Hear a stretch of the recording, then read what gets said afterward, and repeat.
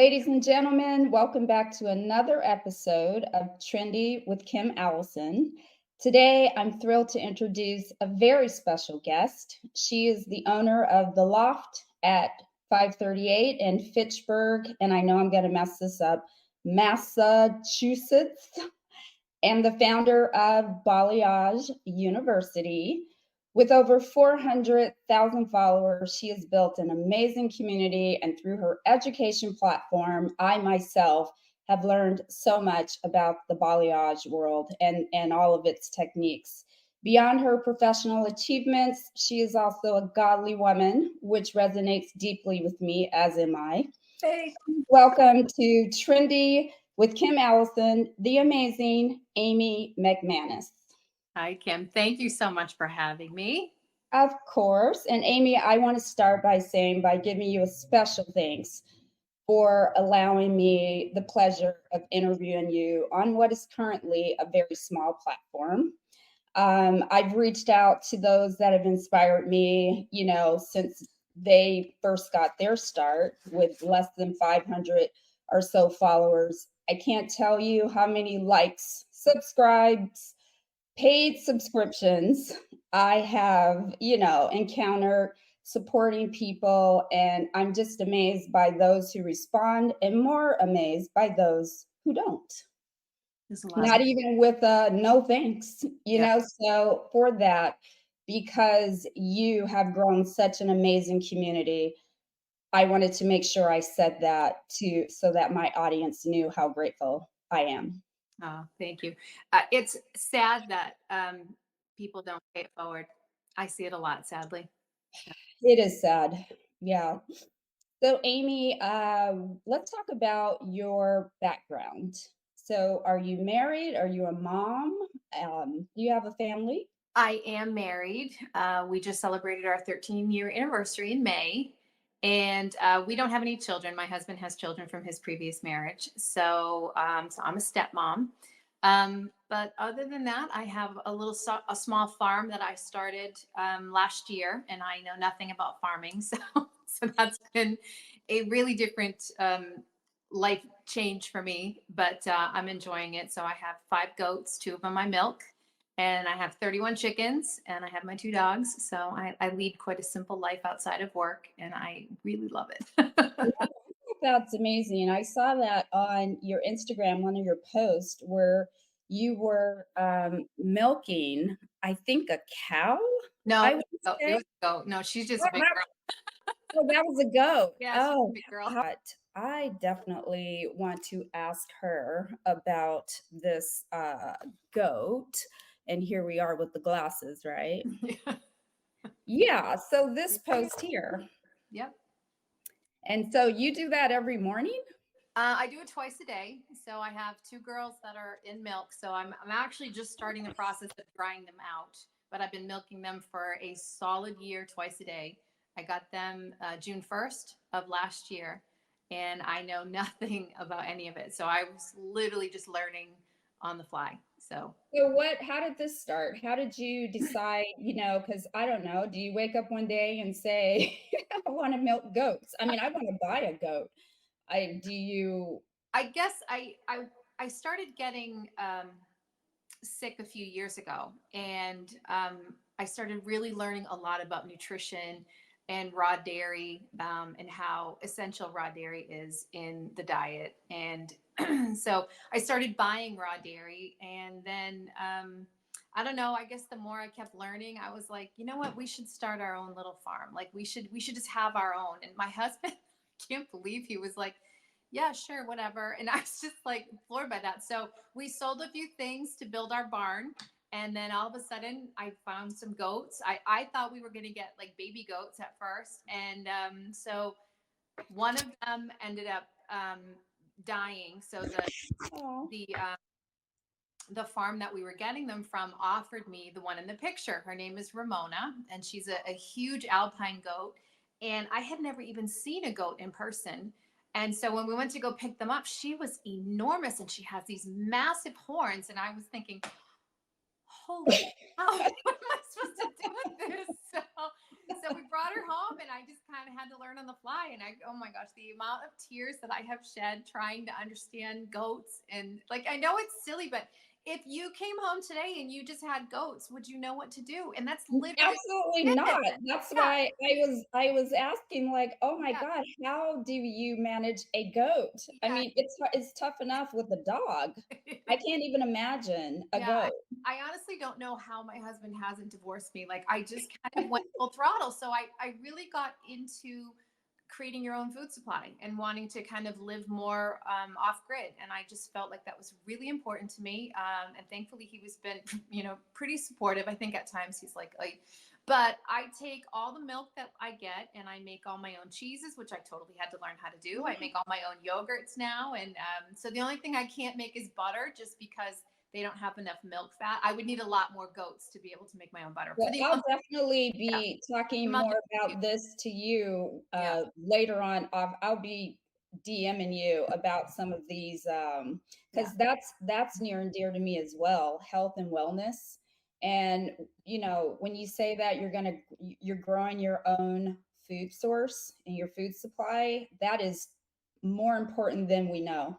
Yeah, it is. And a lot of people don't see it. So most people think I'm crazy, but so I've Yeah, learned a have you lot. read a label lately, people? Yeah. Because the ingredients are more unrecognizable than they are recognized. Well, the scariest part is when I try to share that with people because you really don't know what you don't know. And so I spend a lot of time on health and wellness pages and nutrition pages and stuff. And so I've learned so much about ingredients. And I didn't really know any of that stuff before. I get caught in the calories versus nutrients war. Yep, So it was always about calories. So, the 100-calorie packs, and you don't realize that those are 100 calories of chemicals. that And is true. so when my health really deteriorated quickly, um, I started wanting to heal it through nutrition because I felt like God made the body perfect. He And sure did. It we, heals itself, doesn't it? yeah, so we got in the way. So I felt like if I could figure out what I was lacking, that I could fix my body. So that's, Yeah, like for example, natural flavors. yeah. Hmm, Mm, hmm, exactly. yeah, I know it's in that Well, I, because I most people will freak out.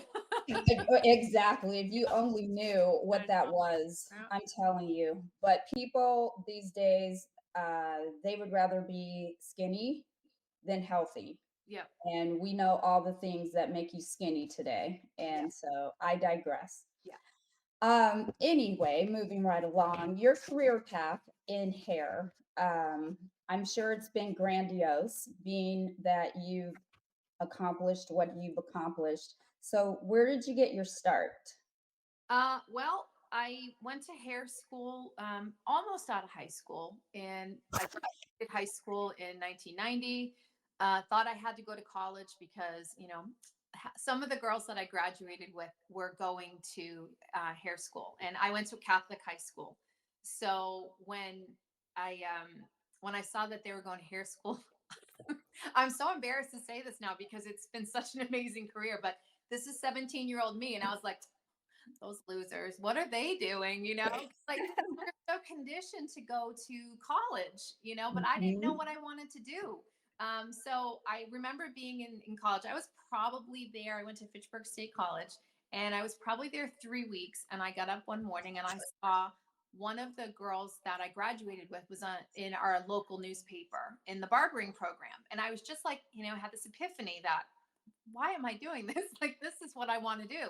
So fast forward, I went to school, and I get out and I stayed local. But that was right when all of the walk-in shops came in. Like, I don't know how long you've been doing hair. I know that you're younger than I am. 28 years. Yeah, so I'm 33. So right when I got out of school, this is when like Fantastic Sam's came along and Yes. Bo Ricks, and so it was all these chain salons that were doing $8 haircuts, and they were all walk-in salons. So most stylists were charging $18 at that time for a haircut, which in my area was expensive. I mean, we're talking 1991, Yes.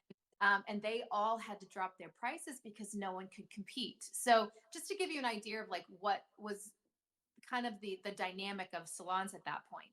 And then shortly after, maybe 2 years after, I got out of school, the whole shift in my area, and I mean like northern central Massachusetts, all went booth rental. So there was no place to train. Everybody didn't want to work. Salons were having mass exodus because everybody got the taste of freedom and wanted to rent a booth. And so my area has largely really been what I would like, people would say, like, you go to Fitchburg to get your hair done because it's not known for that. Like Fitchburg really went down. I hate to say this because people are going to get mad at me if they see that, but it's true. There was nobody there to train young stylists. So everybody get out of Oh, school. where is Fitchburg in comparison to, in relation rather to like a Boston? That's Yeah, so Boston is on the coast of Massachusetts, okay. and so Fitchburg is north central Massachusetts. So we're kind of near the New Hampshire border, but like in the center of the state, but up top near the New Hampshire border. So Um, it's not rural, is it? Or well, it's considered a city. There's not a lot of cities in Massachusetts, but it's considered a city, and it's one of the larger ones out where I am. It's not the biggest, but it's one of the larger ones, as but Leominster. being that, given that it's small, you probably didn't get a lot of superstars.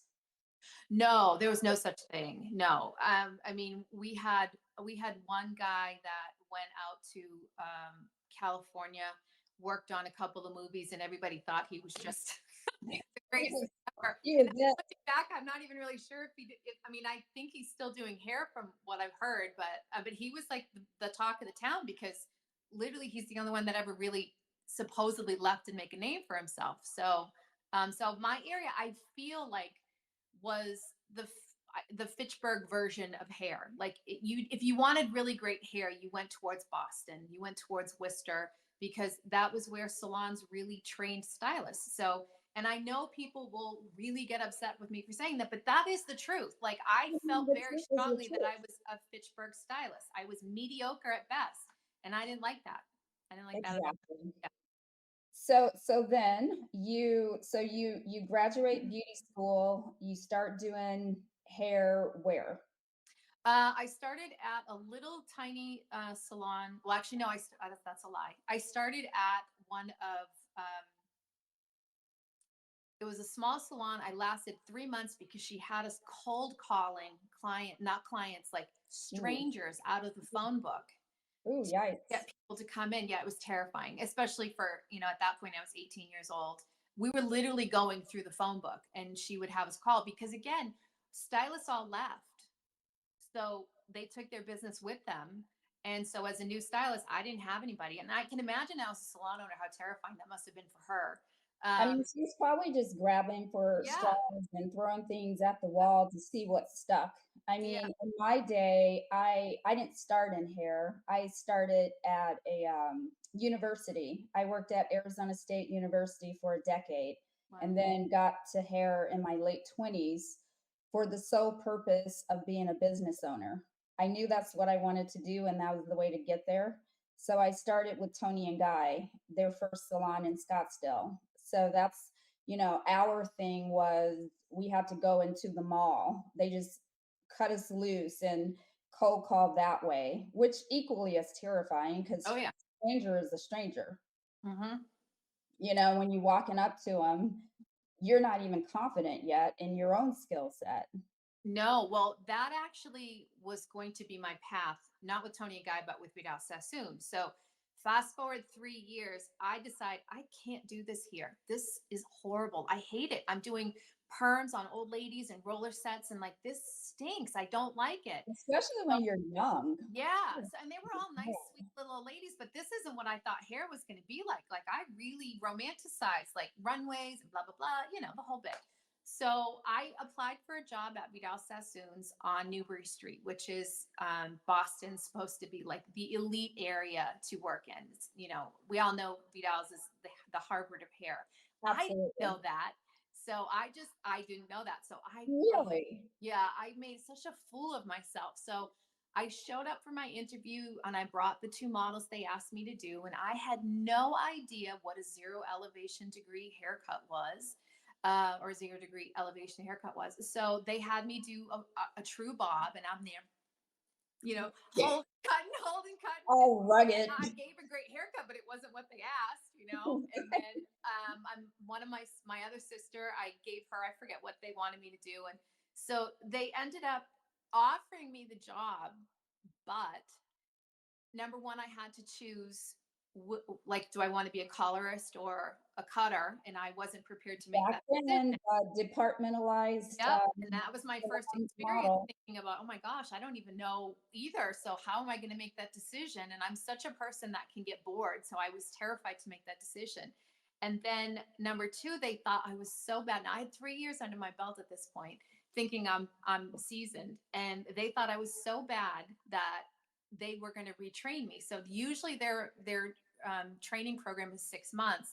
And they were like, well, we're going to do a 15 months. So they were basically sending me back to Bidal Sassoon school to break all of my I wouldn't beat yourself up too bad because I think back then, the two heavy hitters were Vidal and Tony and Guy. Yeah. I mean, in the 90s, they were, number one, Tony and Guy, number one in the world for education back then. Yeah. And I think they told everyone that because anyone that came in, oh, forget everything you've ever learned. We're going to tear you apart and build you back up, to be Tony and Guy, trained stylist. And they did, Vidal and Tony and Guy both had their unique cutting style, right.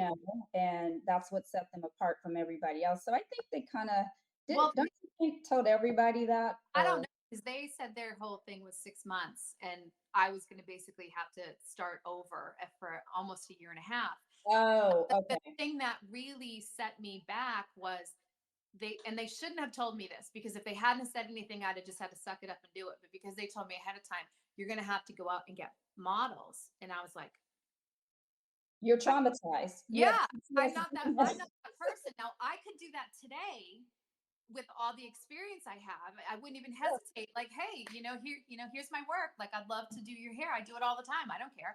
But as an 18-year-old, at this point, I'm probably 20. But as a 20-year-old who grew up in a small town, and you're going to send me out into Boston, which for me was, New York City. So it's terrifying. And I have to go up into the snottiest part of town to try to get people to come in and be my model for me. Like, I felt like that was the equivalent of handing out flyers for stuff that people didn't want. Like, get away from me. So, and what did day one look like for you? Like day one, you're on the streets of Boston. You didn't do it. No, that's what I'm saying. I ran away. And so I thought, well, there was two reasons. One, it was going to be about between the commute, because it would have been about an hour and a half commute back and forth without traffic. I was going to have to work roughly 60 hours a week. So I couldn't get a second job because a lot of that would have been training and stuff. And the pay was like, $4 an hour. And I thought, how am I going to, I can't pay for gas. So to me, all of those things, I ran, and I was like, I don't think this is for me. I wanted it, but I was so angry at myself for letting fear dictate my decision. So I decided at that point that, well, if I can't go to Boston, then I'm going to try to get education and bring Boston here. So I had no money. I was, broke. I didn't have a clientele, so I didn't have any money. And where were you living back home still? Yeah, I was still living at home. Yeah. So I ended up approaching, or either Joico approached me. I think it was Joico approached me. It was one of the sales reps that said they were looking for educators. And I thought, great, free education. I get to go learn stuff, and they'll pay me. So I did that for a very short time, and then it wasn't what I hoped it would be, and Joico completely fell apart right when I had gotten on board. Like, the whole program just fell completely apart. And it took them, I think, about 2 years to get their act together, and then they reapproached me. But at that point, I was just kind of very. Now, was Joico back then just starting, or I don't know much about Joico? No. I know like some of their stuff, but. I mean, they started, I think, I don't know, we had this thing we had to rehearse to say all the time, which I just thought was nonsensical. I guess the thing at the end of it was working for a brand was just so not what I am. you have to say things that you don't want to say. They're uncomfortable because they, somebody's always patrolling you. And like in 1975, Steve Stefano created blah, blah, blah, blah. I don't care. Like nobody cares. Nobody cares. So the people are You're there like, to just wrong want to girl. learn stuff. And I had all this nonsense that I had to say on the company's behalf when people are just, I'm there to do a product knowledge class. Like they don't care about 1975 and Steve Stefano. That most people don't even know he owned the company. I don't know who he is. I only know that because I had to memorize that. And I still know a lot of it to this day. I'm already getting the sense that you're more organic than you can be scripted Yeah. on any given day. Yeah. For sure. So, and you know, when you're working for a brand, I guess that's not what they're looking for. They're looking for more of a team player, Yeah. a Looking for somebody that they can create. The, mhm, the good side of that is you get a ton of education. correct. Bad side is that if you're somebody that hates to be sort of manipulated or controlled, so to speak, then you're not going to do well. And you're really at the beck and call because you're trying to climb the ladder. I mean, most educators' goal is to get up on stage Yeah. and become a platform artist. And so fast forward now into my career now, I'll say this really quick. When the influencer thing kicked off on Instagram, we didn't make very many friends with the educators. Upset because our Instagram preceded what they worked really hard for, and And that uh, is you're absolutely right. Instagram was the death of brands yeah. Well, education. I think what it is though is that brand education, it's just not user friendly for the most of the stylists. And why Instagram took off so well in the beginning was because people were getting real education from real stylists and not, oh, here, do color blocking. Well, how many people am I going to do color blocking on? I mean, we were a Paul Mitchell salon when I opened my first salon. We were a focus salon, and I love Paul Mitchell as a company, but their education is really like in a small niche. So Right. if you don't fit that with your clientele, it's useless education for you. And so even though we did class after class after class, when ombre started coming out in balayage, we were like, what's ombre? What's balayage? you You're know? like, Yeah, we were completely lost and like talk about you're years almost behind. shelter. Yeah, you're almost shelter Yep. to It was the embarrassing. brand and what Yeah. they feed you. Yeah. It was really embarrassing. So getting back to that. So I got the education that I wanted and started kind of really pursuing education. And so then I started, I didn't stay for that for very long with Joico because I said the company kind of fell apart for a little while in the education department. But that just sort of started making me see how much I wanted education and how much was out there. So I started getting certified in every color line. I went to Matrix, color certification, Reitkins, Logics. It was just like it just never ended. I tried to get as much as I could. I loved it. I wanted to know everything there was about it. I was still a mediocre hair cutter, but haircutting didn't really move me the way that color did. But we weren't even really doing techniques back then. It was just like foiling was just becoming a thing out my way. So most of us were still pulling through cap. Few people were starting to really get root touch ups, but that wasn't all that difficult. So you really weren't coloring hair the way that we are today. But now Yeah, that I have all I remember at Tony and Guy late 90s, root shading is what they called it, that, which yeah, today I guess would be lived in color almost. They right, just didn't probably pull it through. Um, they didn't drag it as far down, I guess, yeah. but they have the idea. Yeah, we I didn't. I mean, didn't see that. So like when I first got on Instagram and I saw all this amazing education, people were posting photos. I mean, videos weren't up yet, so it was just all still photos and stuff and yes, people talking. And I just remember like looking at processing photos, being in awe, like what yes, is that? And people were talking about root shadows and root tabs. And I'm like, what are they talking about? I've never heard these terms before. And so when I screwed somebody up with balayage, I didn't know how to fix it yet because we didn't learn any of that stuff with Paul Mitchell. They didn't teach any of it. So I was literally like a brand new hairdresser again after 25 years, jumping into balayage. Like so I you know got what your I was doing. balayage education by following influencers then, is what you're saying. Basically, I when I wanted to learn balayage, so I had one of the stylists that was working for me at the time. She was very young. We butted heads a lot. She was crazy talented. But she really looked down on me a lot because I wasn't Paul Mitchell trained and she was a Paul Mitchell, like, everything Paul Mitchell. So anytime I would suggest something, she would be like, ugh, like you're just, whatever. So she had come to me one day and said, one of my clients' moms wants to come see you because you're good with older hair. And I felt like she was being, you know, Yeah, and you're like, "Oh, wow, that's a little yeah, shade," but yeah. okay. So at the time, I was 43 years old, and I was like, "Ooh, so that's where we're at now." As I'm already an old lady hairdresser, and it really didn't sit well with me. And I realized as the over the next few months progressed, I was so bored.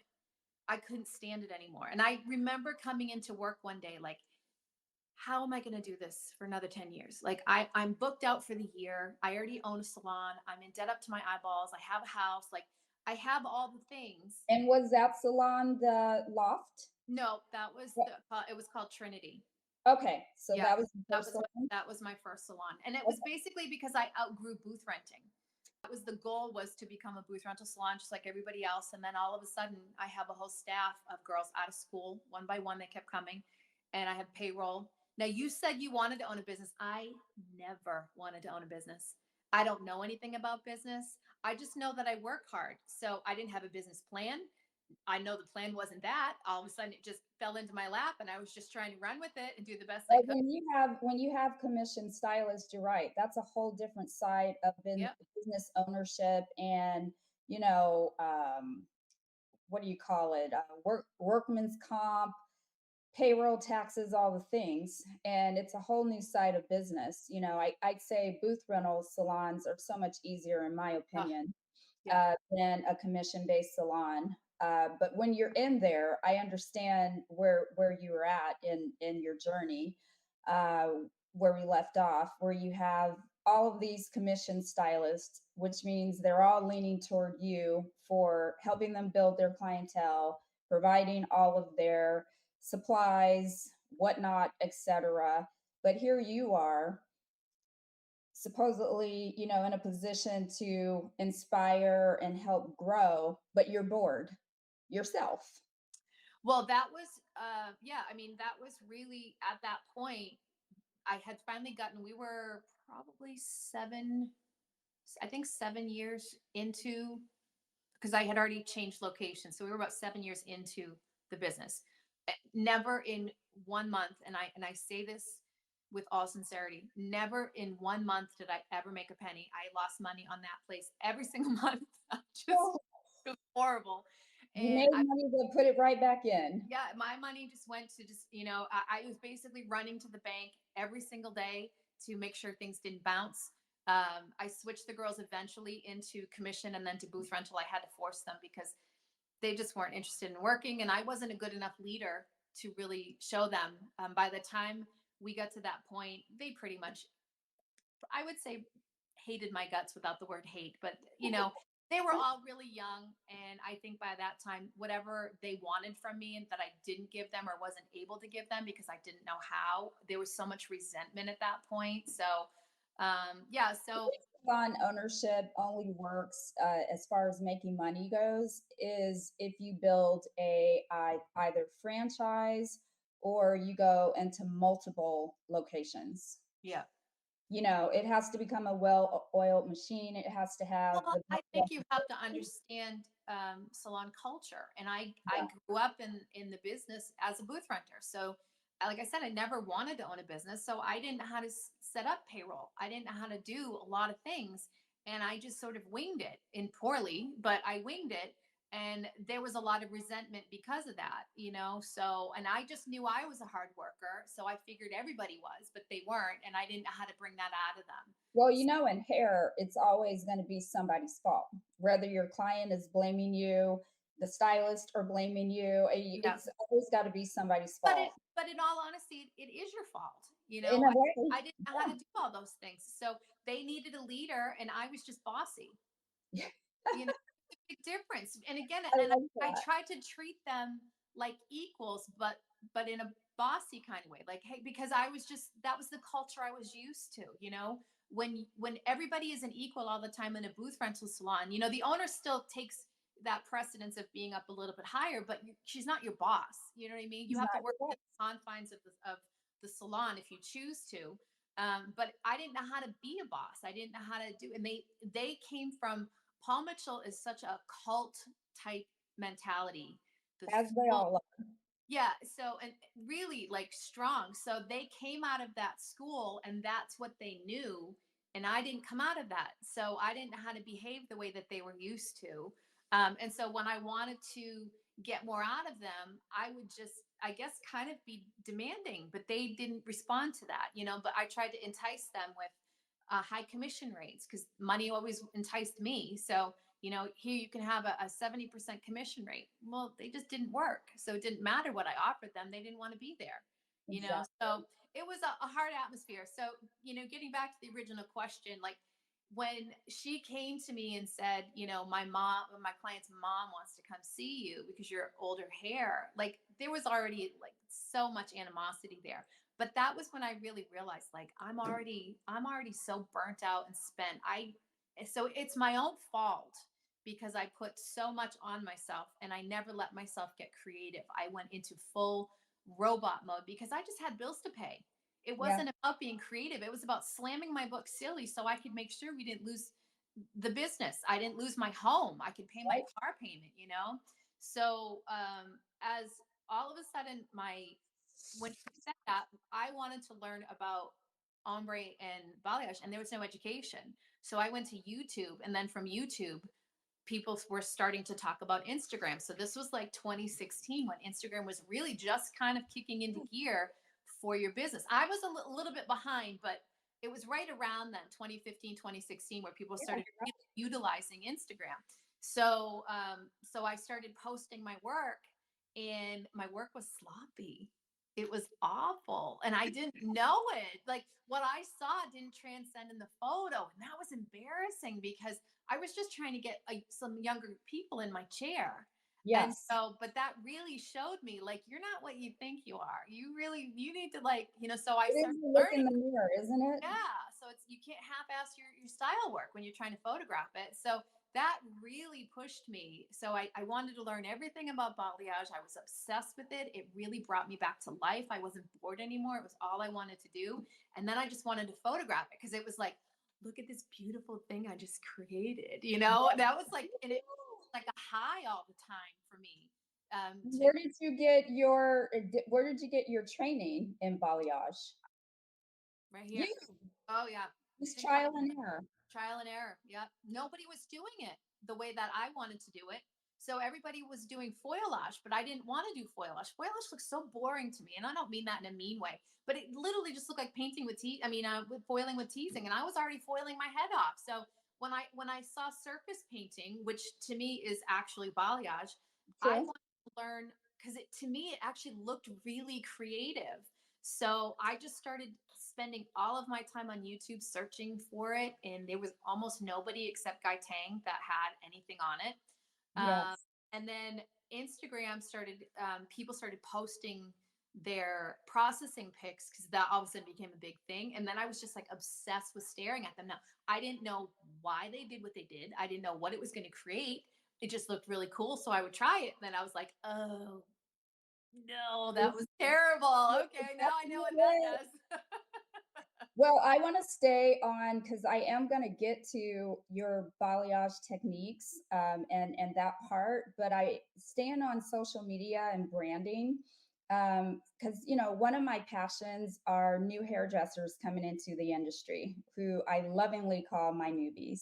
And so I want to make sure that I pick your brain enough about social media and branding so that people have a real understanding of the hard work that goes into that and the trial and error.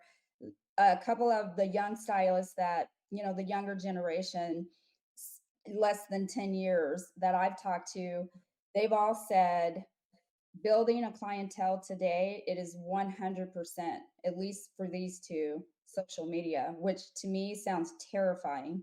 if that was the only way you could build, we didn't have to do that back in our day, but they do.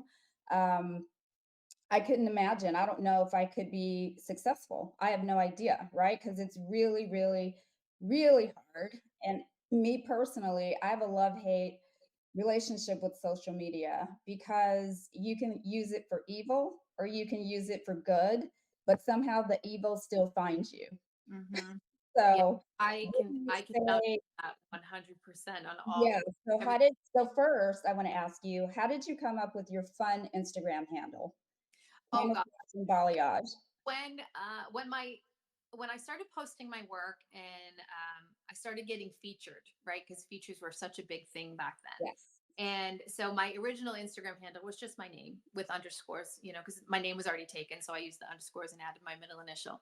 And what I was finding was I would get posted on some page, but like nobody could remember my name. And so then I had seen a page that I was following was talking a lot about branding, and I really didn't know anything about it. So I always am a watcher. I learn. I try to. If I'm interested, you can't stop me. I'm gonna soak every bit in. I see that. I love it. Yeah. So they started talking about branding, and I was noticing like some of the larger pages at that point had cute little handles, and I was like, oh, maybe I should do that. So I had gone to my family about it because I was like, oh, I think I should change my Instagram. And they were like, no, you shouldn't. Like, you're doing so good. Look at you're getting featured. And I was like, yeah, no, I feel like there's something, I need to do this. So I kind of sat on it for a couple of weeks and I was playing around with some names and stuff. And I just really wanted something that if you knew me personally, you would be like, oh, that's her. No brainer. Yeah. Yeah. So I met my husband in 2011, and he was the complete opposite of everything that my friends knew about me. So I was very like David Yurman, and Ballard Designs fit me to a T back then. So as I met my husband and we started dating, we got married very quickly. So it was like 3 months we were married. And so all of my friends that knew me really well would see stuff out and about and they'd be like, oh my gosh, I saw this deer or I saw this camouflage because my husband's a hunter. And so they're like, I thought of you. I thought of you when I saw this. I was at Home Depot and I saw this and I thought of you. So it was always something to do with either a deer head or camouflage or something. How does Pottery Barn meet Hunter? How do Well, you how do you two even meet? well, it was internet dating. So Oh, yeah, I love it. Hey, you know what? yeah, That is the way of the world. it was. Nothing wrong with So that. yeah. So when I was thinking about it one day, and I just thought, what's the one thing if someone thinks of me right now, like what's the first thing that pops in their head? And it was usually camouflage. So, and it rhymed with balayage, which is the business I wanted to build for myself. And so I said it out loud, and my husband was like, "Say that again," because he didn't really know the word balayage very well, and he Right. goes, "Yeah, it rhymes. I think that works." I love that. That is such a perfect pairing. I mean, that's almost one of those that was meant to be. I think The two of so. you, your business, it Yeah. all aligns. Well, at that time, so this was 2016, I had started posting my work, I think around, I want to say early 2016. And I had like 300 followers because I really didn't use Instagram. I didn't really get it. What we had Facebook. Why do we need Instagram? So I was a little That's slow to like the. I am with threads right now. I'm like, Yeah, oh, I'm what not. am I supposed to be Yeah. doing on here? So, Anyway, yeah. So by September is when I branded myself. And I had, at that point, I had hit right around, I think it was like 11 or 1200 followers. And as soon as I changed my name by December of that same year, I'd hit 30,000 followers. Like my account wow. So the name made that up. big of a Yeah, because people difference. could remember it. And so it was like you didn't even really have to remember much if you could just remember camo. So, because most And people that's still huge. I can't mean, say balayage. I always say hair mimics fashion. Yeah. And fashion, as far as that went, still to this day, I don't think camo will ever die. No, Like I mean, literally ever. I, So that's so yeah, genius of you. I loved it. So yeah, I even found like my little Jesus hat in camouflage. Oh my days. I love that. So Amy, listening to you and how you built your following so organically, and just I love that. I keep using that word because that to me is what best describes you, at least so far, in my opinion. You have now where, I'm sure you worked really, really, really hard to get that blue check, that Yeah, verified, and that now was you can so, rent. Yeah, you can rent that yeah. check no matter Well, how many followers you have. I kind of feel like that was a cheap move by Instagram. I, you know, And I for don't the mean that in like a no one most else should get it kind of way, because that's not, I think if you can prove who you are. So the what I was told was like, if you go viral, because it didn't matter the number you had on your page. It was like if you went viral and people were searching for you. That was sort of the criteria of would you get verified. So right. I knew a few girls who only had like 30,000 followers, which I know for some people sounds like a lot, but the first time I tried to get verified, I was at 100,000 and I got turned down. So I was like, all right, well, what is it then? So, and I tried 3 times, I got turned down. And I finally tried At one at time. 100,000 followers. Yeah, I got turned down at 100, 150, 175, and 200, and I finally got it at 225. So enough people had started searching me at that point that that's how I got it. But people with much larger accounts couldn't get it. So it wasn't the size. It's just if you went viral. So like if you even if it was a hate one, like people were, ranking all over you, it didn't Heck yeah. matter. So, Yeah. so a lot of people could get verified if they just had to go viral once. So I think for some people that was sort of like the why they wanted to go viral is just so they could get the blue check. Yeah. I didn't even know I got it because they don't let you know. Oh, Like, really? They no. just So check I was you. going through my comment section one day, responding to comments because I always try to do that. And I was like, oh my gosh, someone responded with a blue check. And then I looked and it was me. And I was like, oh, That is so I didn't cool. know I I got it. love So that. yeah, Instagram's And, great for you know, and when I hear that, because I don't know what it's like to have a blue check, I'm so green and still trying to build. But when I hear that, that does make me a little sad for Instagram, that they kind of watered it down by yeah, renting it out, yeah, if you will. But, you can tell who has an organic yeah. blue check versus who's renting it out, Well, the obviously. sad part is they sold it to you with the premise of like protection, and it turns out it does none of that. And so a lot of really big accounts just went down a couple months ago. They got hacked big time, like huge accounts, and they Oh, paid I huge. saw a Yeah, stylist, I and I heard can't that they remember. paid huge money to like they were basically bullied into getting their account back. They had so much to lose. So having that didn't help them at all because they did buy it, but they had really good size accounts to begin with. But they had posted that they bought it and why. Like, so I thought it was kind of crappy on Instagram that they were letting these people get hacked and then paying huge money to the hackers to get their accounts back because they had contracts. They have huge, platforms that this. You mean the content creator had to pay to get their accounts back? Yep. Oh my god. Instagram did not There's back. an underbelly on Instagram. Yeah. Yeah. Isn't that awful? So the I whole mean, that the you world we live did, in, my I know, god. the whole purpose that you paid for it was for that protection and they didn't give them any. So like why do people still need it? That this is a joke, you know? Oh my gosh, you just Mhm. enlightened me. My Yeah. goodness. Yeah. Well, how do Instagram, with now we've got hacking and blue check pirating, if you will. And you mentioned the haters, the trolls. And I noticed that you posted that you took a break. How do you handle the criticism? Because as long as I've been following, I know that you struggle with that. I You do. know, but I how do you sleep at night, wake up in the morning, create more content, jump back in there? How do you keep hope alive for those of us that it's need it's hard encouragement? because I've never ever understood taking the time to say something mean on social media. It's Neither just do not I. going on. I've had people who literally message me, "Can you please critique my work?" And I don't care how bad it is. I will find something nice to say to you because I want to be the light in your day. I don't want to be the reason you quit doing hair. You know what I mean? I So can attest to that. yeah, so I can't stand when people come on and they say something really hateful. So there would be And occasion, it's easier just to scroll. Just keep yeah, going. going. So I you mean, wouldn't easier to talk do to that. on and say it, then why would you say it on my page? And I posted quite a few times on this throughout the years where I've just reached my boiling point and then I just feel like I have to say something, you know.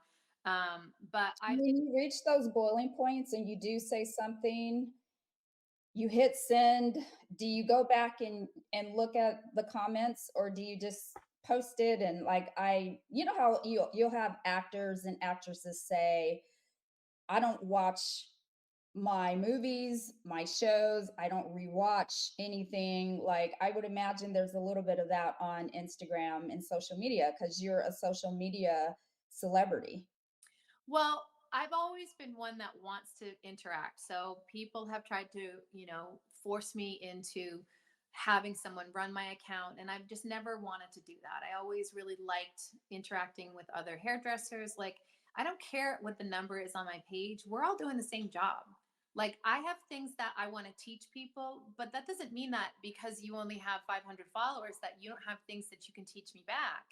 You know, so even though I Oh, don't I love that. follow, yeah, I don't follow every single person. Like there's obviously there's things that appeal to us as hairdressers. So sometimes just because somebody is really knowledgeable, that knowledge might not come through on their page because they don't know how to utilize their page Well, that's what I say correctly. about Instagram, which is kind of sad really, because you have great content creators, but Right.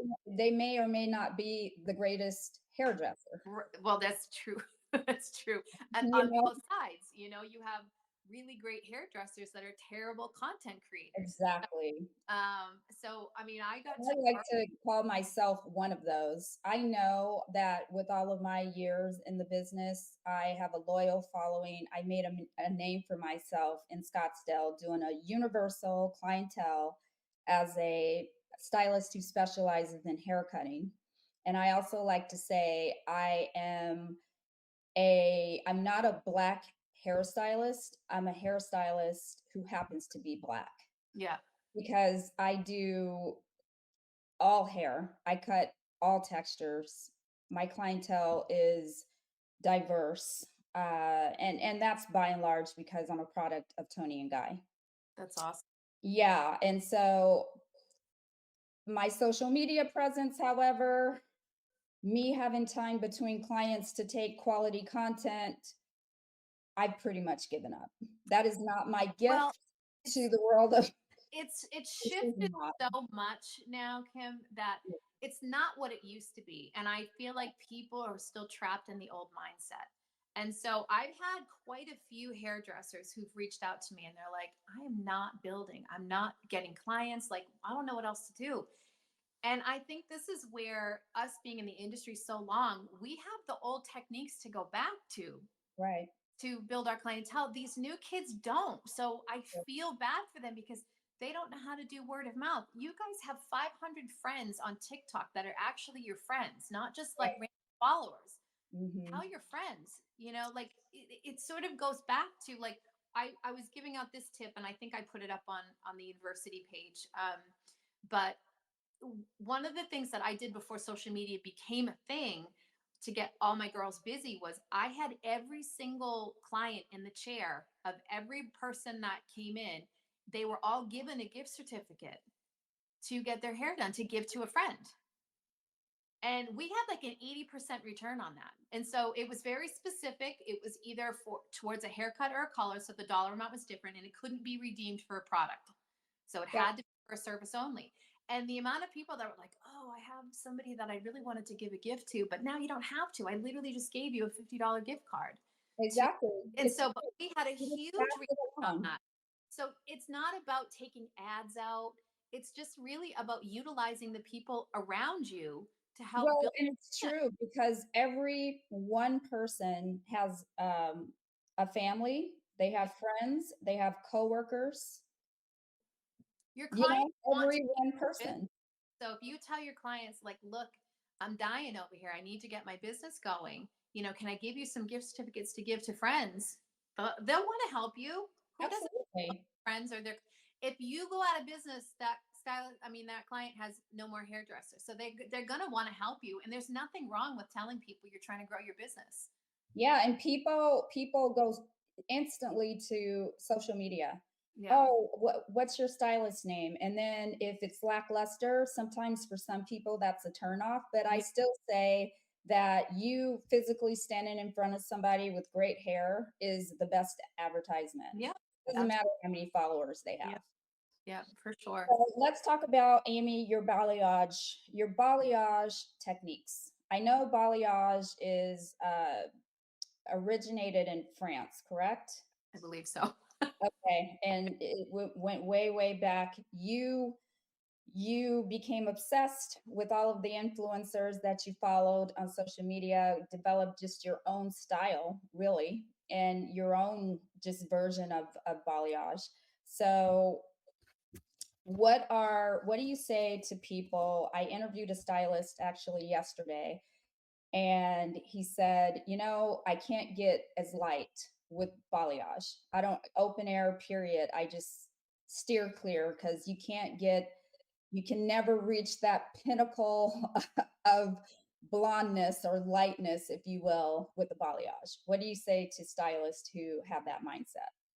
Well, in some cases that's very true. It depends on the client. I have one client that is from Turkey, and her hair is jet black and like wire, and I still can get her up to a level 8 with balayage. So I'm still getting 8 levels of lift from a level 1. Okay. But she has the thickest, coarsest, wiriest hair. But I have a lot of clients that fall in that level 2 and level 3 range, and I get them up to blonde. Yes, you So do. I We've do. all seen Um, it. so the thing that I try to tell people is that you'll always get the bright pops the brightest. It's the secondary tone that usually freaks people out. So that secondary tone is something I call the midlight. And that's what can't be avoided with balayage. So when you have those clients who are as dark as you and just want that bright white pop, you can't do that with balayage. And the reason you can't is because of the midlight. The midlight will have that warm honey tone with it. So the bright pop will be there, but that midlight will also be there. And there's no way to erase that unless you tone all of that down and get rid of all of it altogether and bring it down to a level below the midlight, right?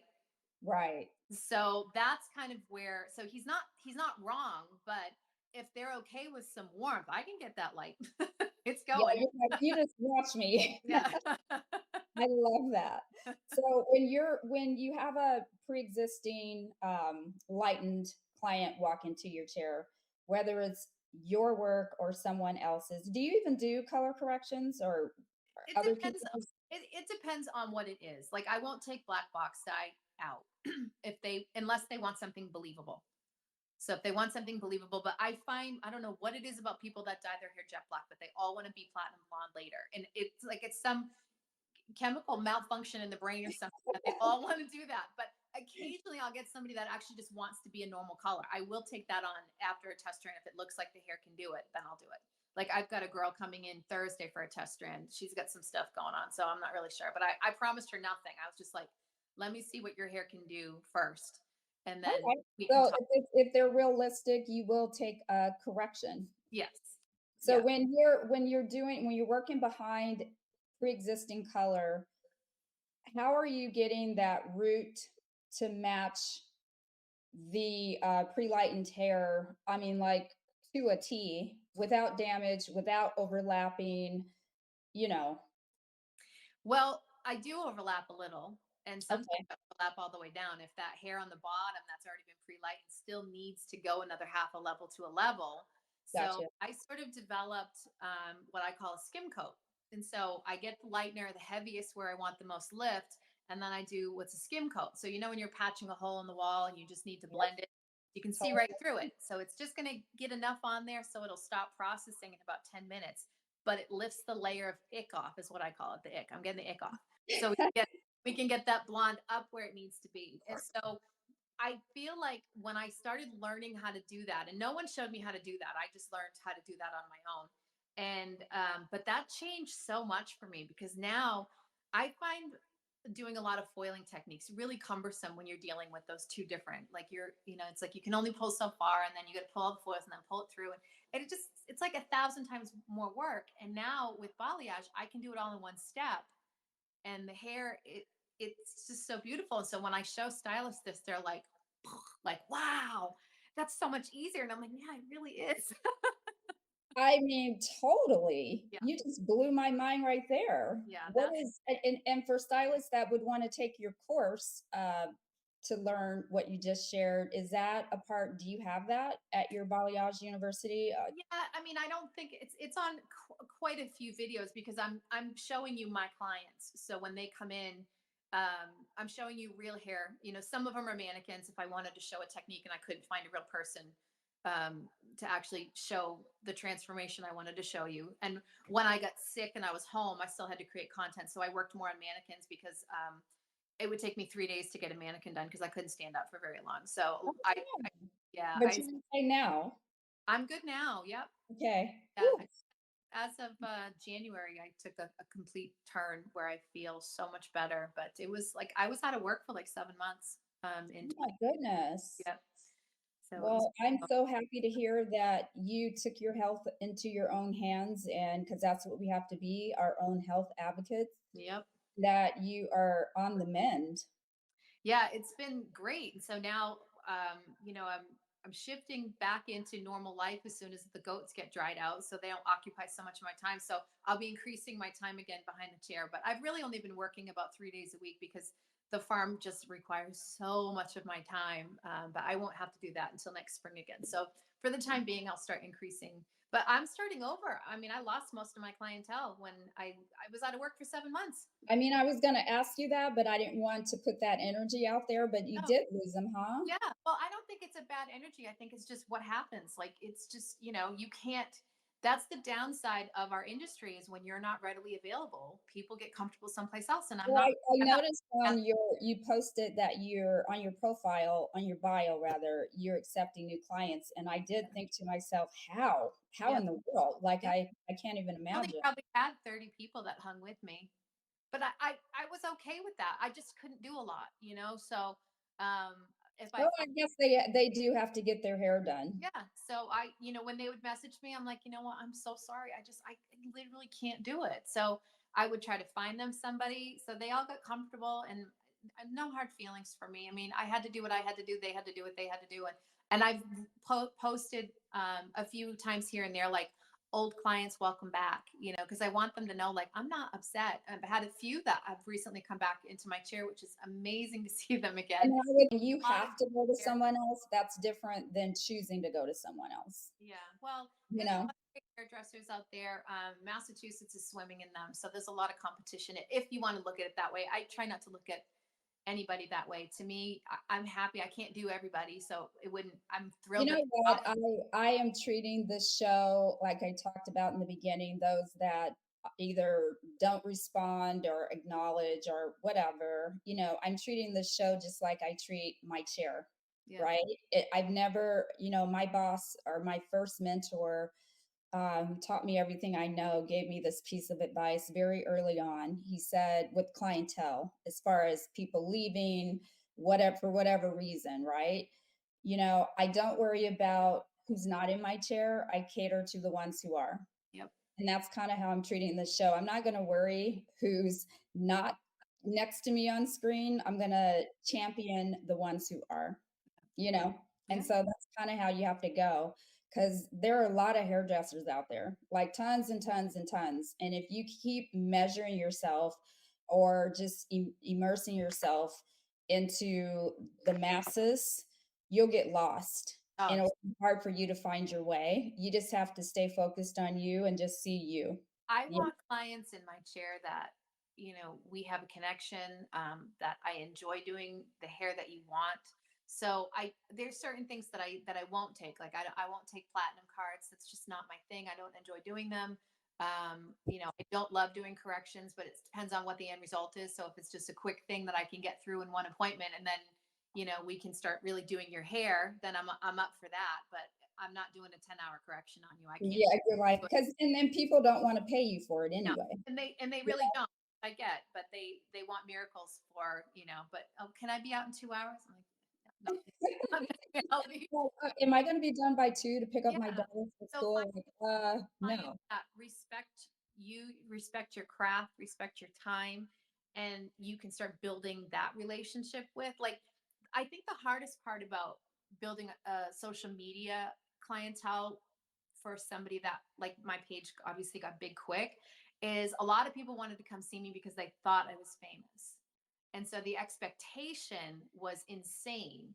And so old posts, if you look back, I was sort of trying to let people know, like, I'm still a hairdresser. Like, a lot of the stuff that you like took me 3 to 4 appointments. Like, you're just seeing one photo. So I would start making sure, like, hey, this was the third session, because I was getting so much pressure. I stopped letting people come to fly to me. I can't get that done in one session. That's not the hairdresser I am. The most, in my opinion, the most beautiful photos on my page took a year and a half, 2 years to actually create. And I'm okay with Can you that. imagine being Jack Martin? No, that man, he's on a Oh, different he is level. incredible. But I took a K-18 class with him, and he said he charges like $8,000. Yeah. It But takes him all day. it is, it's all day. And I look at that. You couldn't pay me that kind of money. I don't want to do that kind of work. It's not enjoyable. But Yeah. if that's what you enjoy and the money entices you, great. I Yeah. want to do work that doesn't make me want to just go take a hot tub afterwards. Yeah. Like, that's so much work. And he's amazingly talented. I would never So take it amazing. away from So him. amazing. But I don't want to do that work, because when he started coming on the scene, I was like, well, maybe I'll show people that I can do this too. That was like the worst mistake. I spent like 7 hours doing foils on this poor woman who still loves me to this day. By the time she was done, she basically just went from being a dark brown to like a light ash brown. It was not gray. Her goal was to transition into gray. I thought I put so many foils in her hair, and you couldn't even tell I did anything to it when I I was. mean, you literally have to mimic Oh, the growth yeah, pattern. It is a lot of work, and yeah. much respect to Jack Not, Martins and all of the Jack Martins of the world. yeah, not my So, stuff. Amy, getting back to your balayage techniques, what Yeah, product lines do you use, and why do you like them? yeah. Um, right now I'm using Wella, and I have some Schwarzkopf in the salon, but it's mostly just Wella at this point. So I was under contract with them, and that ended back in June of last year, I think. Oh yeah, so that's pretty much where I'm at right now. Is mostly Wella, some Schwarzkopf. But when I got both of those contracts, I really liked both the brands a lot, so it worked out really well. So, do you like debrassing shampoos? Do you like those? Do you use those? Um, use them a little bit. Some of them are okay. I find most of them pretty drying, and yeah, I feel like a lot of them have some pretty harsh detergents in them, and I feel like most stylists end up telling people how to use them incorrectly. Like, stylists don't seem to realize that these are essentially toners. Yep. And so when you tell your client to use them once a week, like, I wouldn't tone somebody once a week. Why Yep. why are we telling people? So my bright blonde comes back in this ashy violet color. She's all smoked Yep. out. And Yes. I just, like, she's like, oh, well, my old hairdresser told me to use it once a week. And I'm like, look, why are we telling people once a week? Like, they're so highly pigmented. So I have to end up re-educating most of my new clients on how to use purple shampoo, if it's even applicable to them, because most of them come in and they're not even blonde. Why are you using purple shampoo? Good point. It Yeah, is true. And then it's all muddy and ashy yeah, and blue, purpley, yeah. and So it's a nightmare for you. So it's let's talk a little bit about your course. When did that come to be? When did you decide you wanted to share your technique with the world? well, I was teaching like all over the place before COVID hit. And then after COVID hit and I was home, because I was traveling I think almost every weekend for quite a bit. And after COVID hit, and I realized I actually hate traveling. I hate doing all of this. I loved teaching, and I Yeah. loved like I when I would get there and I could do the class for the day, but the getting to and the coming back was just I hated that part. I hated being away from home. I hated being on airplanes and in airports. Like I think people glamorize what all this is, and honestly, it is exhausting. It's life sucking. But the classes make up for it because that connection that you make with all the other stylists that are your people. Like these are my people. I get to talk and make friendships and show you things that I've learned. And I've had people say some weird things during the class, and I was like, that's amazing. Like I never thought of that, but they just think like it's a stupid little thing. But I'm like, no, that's awesome. So I miss that part. I don't promote myself very well to be able to just teach out of my salon. So I feel like if I wanted to keep teaching, it was going to have to be online because I just didn't want to do this part anymore. It was just too And daunting. you were flying for the brands you repped. Nope. A No, lot, just a yourself. lot. You just created your own Yeah. platform. So I was People would doing say, "Hey, some can you stuff come to for them. my salon?" Yeah. Okay. I was doing some stuff for them, but it was mostly for me. When I started working for Wella, I didn't do anything for Wella once I signed on because I had signed on with them right during COVID. So everything was like online. But before COVID, I was doing a lot with Schwarzkopf. They were launching their TBH line. So they had me do a lot of that stuff. And I flew out to Germany to do their Essential Looks campaign. And so I Wow. got to do some really cool stuff with Do them. they pay for that? Yeah. Nice. Yeah. So it's and I got to work with Tyler Johnson, who's the one who does Victoria Beckham's hair. And so, yeah. Wow. And oh my gosh, what's his name? He's the one that created Vidal Sassoon's Cutting Academy. Oh my Uh, gosh. I can't think of his name off the top of my head. I can see his face, Simon something. But anyway, so I got to do that. That was the last thing I did right before COVID hit.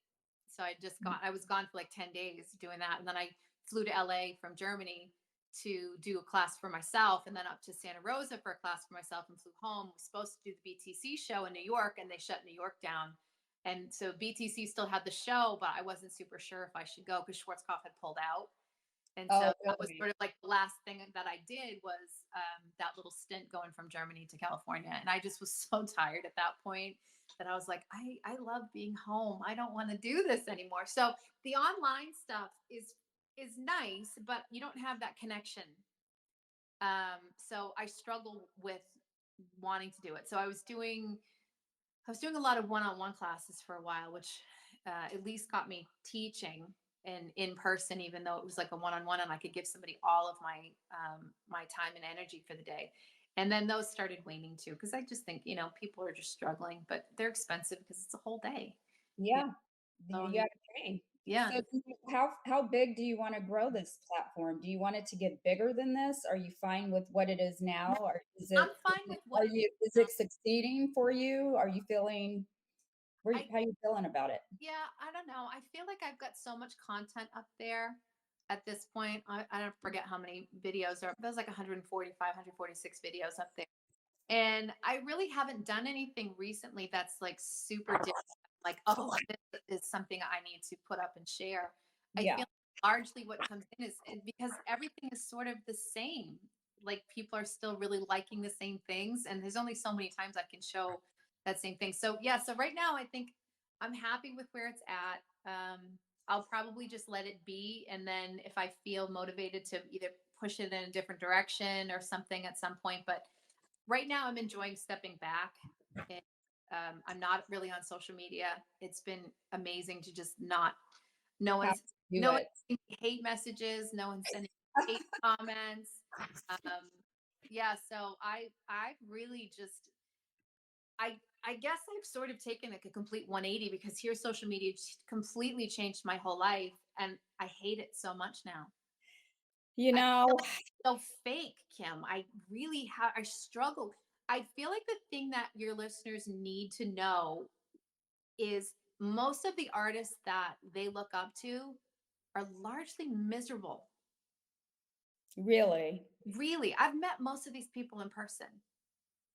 They're not who they say they are. And I don't mean that in a negative way, but they're putting their best foot forward. But I mean, it takes hours and oh, hours and it's hours of the your life. time and energy. Yep, it does.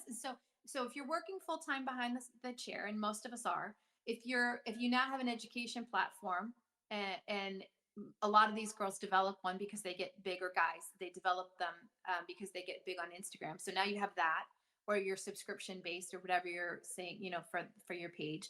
A lot of them get brand deals, so they're creating content for that. So you basically have four jobs, and then on Yeah. top of that, keeping up with, well, I have to post today. I have to post today, and I just finally reached the point, and I thought, when does it end? When do I get to I see guess my it doesn't, stuff? right? If Yeah. you're gonna do So it, you I don't care if I hit 1 million followers. That means nothing to me. I don't care if I hit 2 million followers. But there's people that I feel like they're searching for something, and they think they're going to find it there. And I I feel that's what like I say, to be a content creator, you even doing what I'm doing, this is what I wanna leave the industry with. I wasn't always sure. At first, I thought it was education, but then I thought, "No, that's no different than working behind the chair. I'm just right. working on a mannequin." I don't wanna do that because my husband and I, we have been traveling the world, and I wanna do something virtual that Yeah. I could just do, that I enjoy, Yeah. and one of my favorite parts about doing hair is conversation. So I figured this felt natural for me, but it is work. It Yeah. requires editing, time, reaching out to people, hurt, you're, but here's what I've learned, surmised. It takes a little bit of thirst and a little bit of ego to be a good content creator. You have to be thirsty Yeah. eh, or pure that way. Like, like especially doing what I'm doing, I have to be a pick me girl, because if I don't get guests, I can't do what I'm doing. Right. And if you don't get followers, what are you doing it for? If Right. you're a content creator, Yeah. right? Doing what you're doing, or some of the other, or 100,000 plus follower stylist. But to your point, you have these young stylists trying to make a name on Instagram, and here you are on the other side. And I love that you have that to share. It's not what you think it is. It's not. And I don't want to sound negative, because there's so many opportunities, but if you don't really know why you're on there, it's going to swallow you up. And so I got on there to get balayage clients. That was my original purpose, because I didn't have a clue that the rest of this was even a thing. So as it sort of developed and became a thing in my life, I was Mhm. obsessed with it, because on the one hand, I felt like I wasn't good enough. So posting was constant validation. So when I would see hateful comments, I was just like, "Yep, they can see that I'm not that good. They can see it." So it would bother me. But then I needed the other 100 comments to tell me how great I was, because I didn't feel great. You know what I mean? Yeah, you need it for reassurance. Yeah. So, because I was doing things that I really didn't even know if I was doing it right. I just remember the first video I posted showing how I painted, and I was like, they're going to know I don't know what I'm doing. They're going to know. And so I posted it terrified, and people were like, "Oh my gosh, I love your technique." And I was like, "I have a technique? What are you talking about?" And then people started messaging me, and they're like, "Do you teach your technique?" And I'm like, "What are they talking about? Like, I'm just putting paint on the hair and hoping for the best." So, as So really social media actually created you. yes, It yes, it gave wasn't you the intention, you. but that was the end Yeah. result. So over time, I got swallowed up by it, because it wasn't the original goal. Things just started happening, and I originally looked at them as blessings, because they were helping me financially. I mean, I was upside down, and with all the salon debt I had, so it was allowing me to keep my business Now going. have you made money using social media? Do people make money? I have no idea. Well, I would get brand contracts, so I would get paid that way. Gotcha. For a little while, Instagram was paying people to make reels, and it went according to like the size of your page. So what I didn't realize, that at that point, I just thought we all got offered the same thing. But one of the girls that was working for me, or with me at the time, she had about 20,000 followers, and she was like, "Oh, well, I'm only getting this much if I reach this amount." And I was like, "Oh." So mine at that point, I could make up to, I think it was like $30,000 a month. Wow. I didn't even make $1,000 once. But so as soon as they offer that to you and you start making reels, they stop showing your stuff. but the amount of views that you need, so you'd have to post like 7 times a day, and every single reel has to hit 1 million followers to make that I happen. am gagging right now. You Yeah, just blew my mind. yeah. So Really? smaller pages, but because they wanted people to use reels, so they're sucking people in with that. And so, like, I'm not saying it's not a lot of money, but for the amount of work I put into doing reels, so I just to test it out one month was like, all right, I'm going to post like crazy and post all reels and see what happens. And the most I made was like $600. Like, it's not Really? a lot, but for the amount of work that I put into Yeah, making it's not a lot. You can make 30,000. $600. Yeah, you can work you Yeah. can make that in half a day just working behind the chair. Yeah. So when you look So, at pages that have millions of followers and get huge views because of whoever they are, like they're making huge money. But gotcha. people like us are we're getting a very small piece of the pie, which is fine, but it's a lot of work. So, So, like the and guy that's the other Tangs way. of the world, he's probably making money. He's making huge money. Yeah. Yeah, Yeah. because he That gets huge views. So, but I don't really see him posting a lot of videos. But Instagram did take that feature away from, I think, almost all of us. So it was like a test feature for a while. Um, but I most of the time, I would get like $100 a month. I mean, it wasn't like, oh, I can go, I'm cleaning house over here. like I'm retiring Yeah. now, No, when they tried to replace it with subscriptions, and I think subscriptions is just annoying, so I won't use them. I Um, yeah, the word is the turn off yeah, today yeah. because It's like, we got well, bombarded with it, that's the thing you is know. they ruin everything. So Yeah, everything, they're sabotaging their own platform, yeah, they do. So you some know. good, and they just drive it into you until you hate it. And that's where I feel like social media has reached now is I'm so bored. Nobody's doing anything different. So for me, I've largely stopped posting. I post occasionally, and I don't even really have anything to say because honestly, it's already all been said. Like there's nothing more to add to it. You know, how many times can people say like, you can take one client and turn it into 8 pieces of content. Here's how I do it. You know, well, that was great when people were first on there, but like that's so old hat now, and people are still doing that. Or like, look at how I do this, and I feel like it's so egotistical And and I'm gonna teach you I don't how to like that. start your own salon. It's like, really? You don't No, need to do that anymore because we don't even have salons. Everybody no, has a studio. it's So it no, no. doesn't even matter. Yeah, so I feel like the whole social media aspect is so heavily saturated that for me, I'm just turned off by it. I'm gonna get a lot of crap for this. I've actually muted almost every hair page. I don't even Really? their content. That's how oversaturated and fake it is to me. Like I just don't. I follow the people that I didn't mute are the really small pages that are just building because they are the ones that need support. They're the ones that are really busting, trying to make it out there. I always relate it to a professional athlete versus a collegiate athlete. Yeah. When they're in college, they're still hungry because they're Yep. not really getting paid and noticed just yet. So they're putting their all into it and it's really real. And then you get to pro level and you're a diva. And It's now true. you're too good and you have to you put on false airs and what have you. Well, I feel like the fame, if you want to call it that, in the hair world, it makes people not nice people. I True. I don't like most Oh, maybe people that I can attest, as I yeah, told you, people that I used to be able to directly message and now I guess you're too big. yeah. It's Th- fine. but they're nasty about it. I mean, like I don't know, just some of the stuff I've witnessed, and I just think this is like junior high mean girls stuff. Like, what are we doing? You know, when you see these people in person and the egos that come with them, and I think we're all doing the same job here. You are not special, and they're hiring, entourages to follow them around and film them, and I'm like, that is insane to me that you think anybody cares that much about what you're doing that you hire crew to follow you. Like, what?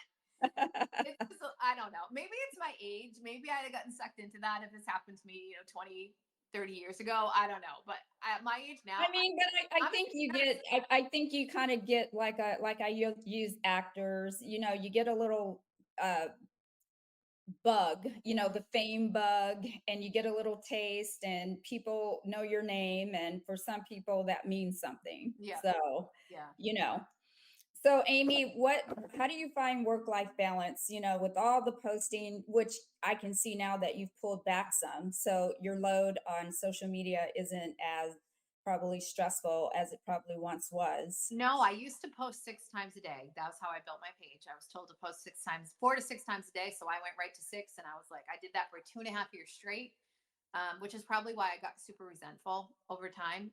Yeah, And then it because was you got burnt out. Yeah, but it was almost like an addiction, you know? So I had to mentally tell myself it was okay to only post 4 times a day.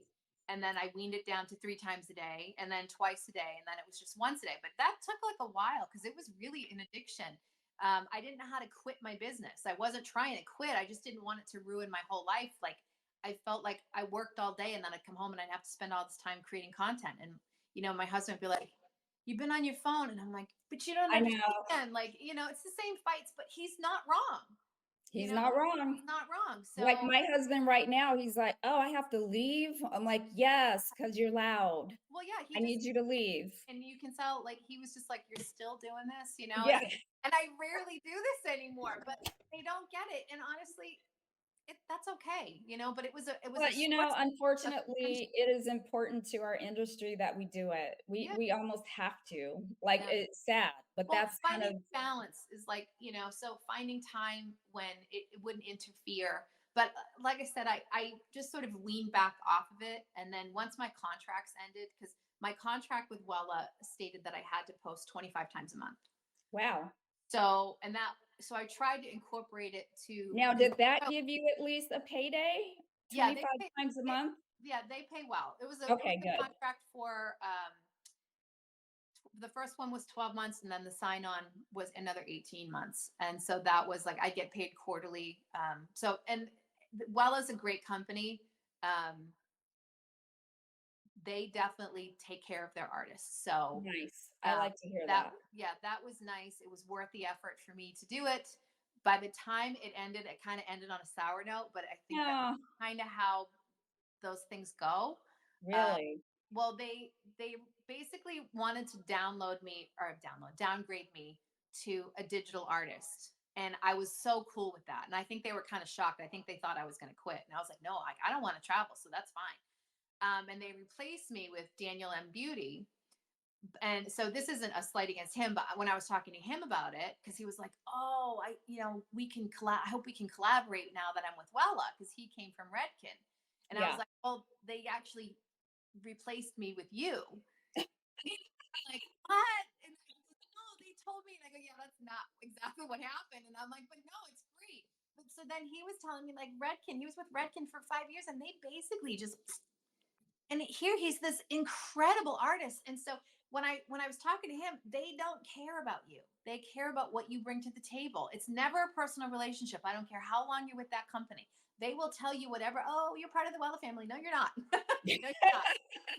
As long as you You're have, you're good. We yeah, love you until we don't. we don't. So, but I mean, like, that's just kind of the way it is. So if you want to do that type of work, make sure it's worth it to you. That's all. So, Exactly. You have to yeah, be passionate about it or yeah, else, even being hairdressers, we're not millionaires being a hairdresser. no, We actually have to love it in order to do it, yeah, right? yeah. It's a hard business, on all aspects. And so social media, for some of us who ended up kind of getting into that influencer category, just because we ended up learning how to curate our page so people liked it. It wasn't because we were better than anybody. It was literally like some people just got really good at that, and some people didn't. Yeah. Some people made the time to take photos where other stylists were like, I don't even have 5 minutes. So how are you doing photos? And I'm like, well, I'd actually make my client wait, which sounds terrible, but I knew the photo mattered for me, so I needed to get it. So I'd be like, oh, just give me 5 minutes. I need to get these photos, and they were always fine with it. But when I started getting those types of things, I mean, it made it so I didn't have to work so hard behind the chair anymore. You know, Right. now it's Yeah. like, well, as long as I get enough content to get paid by this, then I don't have to work my Kind of yeah buffers a little bit anymore. working Yeah. behind the So chair. it was Yeah. a good balance. And then when I just decided, like, I don't think I want to even be in a contract anymore. Like, I don't think I want to do this at all. I just want to go to work and then come home. There's nothing wrong with No. that. That's So I've peace. had the That's taste of called all of it. peace. Yeah, I've had a taste of all of it, and while the going was good, I really enjoyed the ego stroking that that gave me. I loved all of that. That's where I was at that time. I don't want that anymore, and I don't need that anymore. So I actually really like stepping back and just being able to teach when people want to learn from me, and engaging with my clients. And I don't have a camera in their face 24/7 anymore like I used to. So I do feel like I've changed a lot, and I feel like that's a good thing for me. Well, absolutely. It sounds like you had an eye-opening moment and that you needed to take a step back to realign yourself, reconnect with yourself, Yeah, you for know, and here that yeah, is. yeah. And you've done that, which is amazing. Um, Thank you so much, Amy, for lending me your time away from your husband, your goats, your dogs, all the things. I have this fun little thing that I like to do at the end of each interview. It's called the 60-second blowout, pun intended. These questions are just rapid fire. It's for 60 seconds, answer off the cuff, Okay. and we'll see how you do. Okay. All right. Yep. I'm going to set a timer here, and this is the point where I put my ginormous glasses on I so can't I wait can to take mine off. actually see. Okay. Are you ready? I'm ready. And also, before we go, I want to say I appreciate you being organic, honest, real in a world where most things aren't real. I did want to touch on, things that we talk about these days in this heated climate of what we talk about in the chair. But, I'll have you on again later on down the road if you can Yeah. carve out another hour and we can talk about some real stuff, right? Absolutely. Yeah. All righty. So here we go. Ready, Yep. set, go. Balayage or foliage? Balayage. If you could text one last person, who would it be? My husband. Animals or humans? Humans. Netflix or a book? Book. If you had to eat one meal every day for a month, what would it be? Pizza. Gym or hiking? What was the first one? Gym or hiking? Oh, hiking. Messy or neat? Neat. Would you rather speak 6 languages or talk to animals? Talk to animals. Who would you switch lives with? Oh gosh, I don't know. That's a good question. I don't Don't be on that one. I have no idea. Makeup or hair? Hair. Road trip or airplane? Road trip. If you could only listen to one song for the rest of your life, what would it be? The Days of Elijah. Love it. Now, real quick, make your silliest selfie face. Oh gosh, I don't do selfies. I don't understand how people do them. That's not my situation. So I love it. I guess, you know. No, this was a fun interview. It really was. I so appreciate you once again. Thank you for lending me your time. And hopefully, you have a great week. Thank you. Thank you for having me on. I appreciate the invite. And it was nice to actually see your face and talk to Yes, you. exactly.